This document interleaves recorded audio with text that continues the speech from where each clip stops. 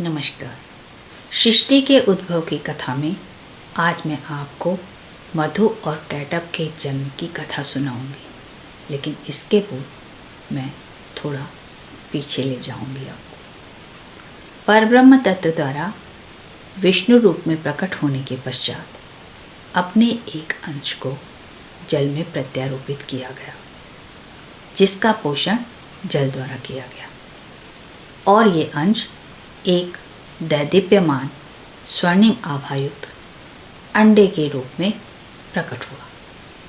तब विष्णु इस अंडे के अंदर प्रवेश कर गए और इसके कण कण में व्याप्त हो गए।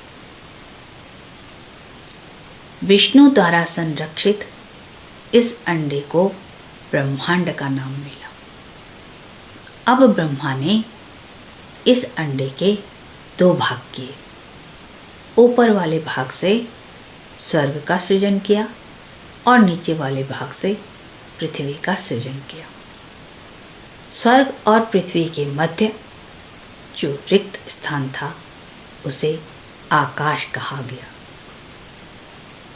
तब ब्रह्मा ध्यानावस्था में गए। ध्यानावस्था में ही उन्होंने 4 वेदों की रचना की: सामवेद, यजुर्वेद, ऋग्वेद और अथर्ववेद। वेदों का सृजन करके ब्रह्मा अपनी सृष्टि को निहार रहे थे कि उधर विष्णु के दोनों कानों के मैल से 2 जीव प्रकट हुए। जब वो दोनों प्रकट हुए तो इधर उधर देखने लगे और भूख से व्याकुल हो गए। भूख से व्याकुल उन दोनों जीवों में से एक के अंदर मधु खाने की इच्छा जागृत हुई। मधु यानी शहद। क्योंकि उसके अंदर मधु खाने की इच्छा जागृत हुई, इसलिए उसे मधु नाम मिला। जो दूसरा जीव था वो कुछ रेंग कर चल रहा था।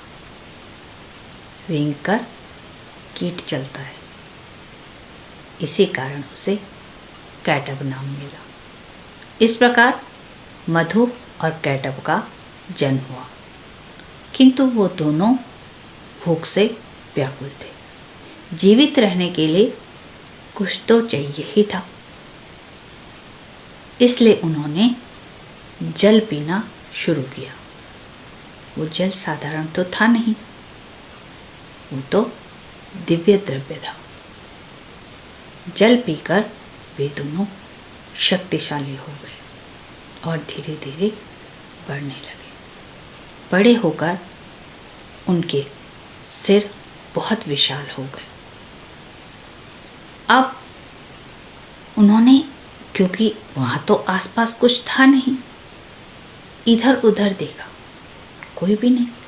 वो ब्रह्मांड की खोज में भटकने लगे और खुद को उस पूरे क्षेत्र का स्वामी समझने लगे। इस तरह उनके अंदर स्वामित्व की भावना जागृत हो गई।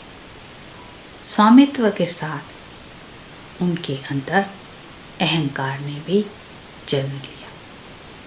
स्वामित्व और अहंकार की भावना को लिए जब वे दोनों संपूर्ण ब्रह्मांड में भटक रहे थे तो ब्रह्मा के निकट जा पहुंचे।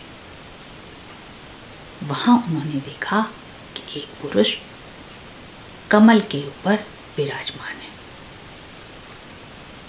उन्हें बड़ा आश्चर्य हुआ,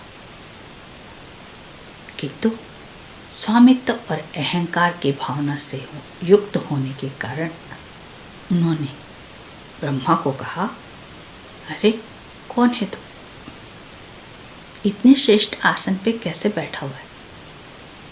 किसने आज्ञा दी तुझे इस आसन पे बैठने की? चल नीचे उतर।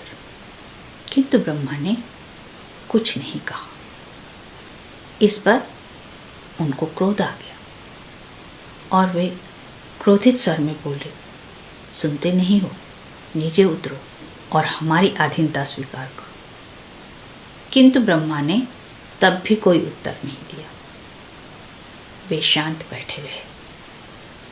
इससे उनका क्रोध और ज़्यादा भड़क गया और उन्होंने कमल के नाल को झंझोड़ना शुरू कर दिया। जब मधु और कैटब उस कमल की नाल को झंझोड़ रहे थे तो ब्रह्मा जी भयाक्रांत हो गए। भयाक्रांत ब्रह्मा जी ने कमल के पंखुड़ी को जकड़ लिया, जोर से पकड़ लिया।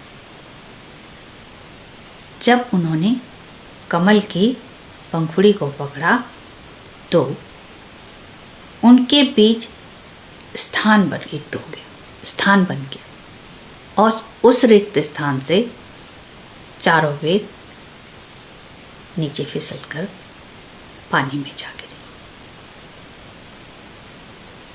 उन चारों वेदों को मधु और कैटब ने उठा लिया और उस जल की अतल गहराई में छिपा दिया।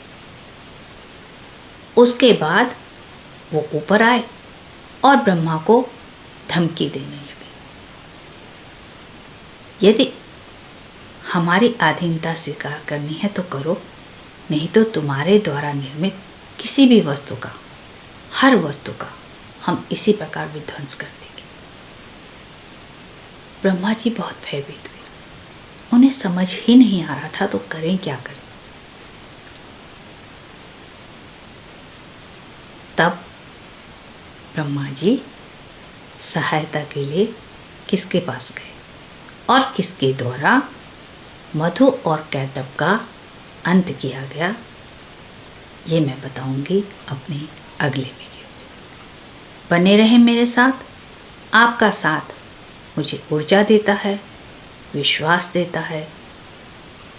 आप मेरे साथ अगले वीडियो में जुड़ें, जहां मैं आपको बताऊंगी कि किसके द्वारा किस रूप में मधु और कैटब का अंत किया गया।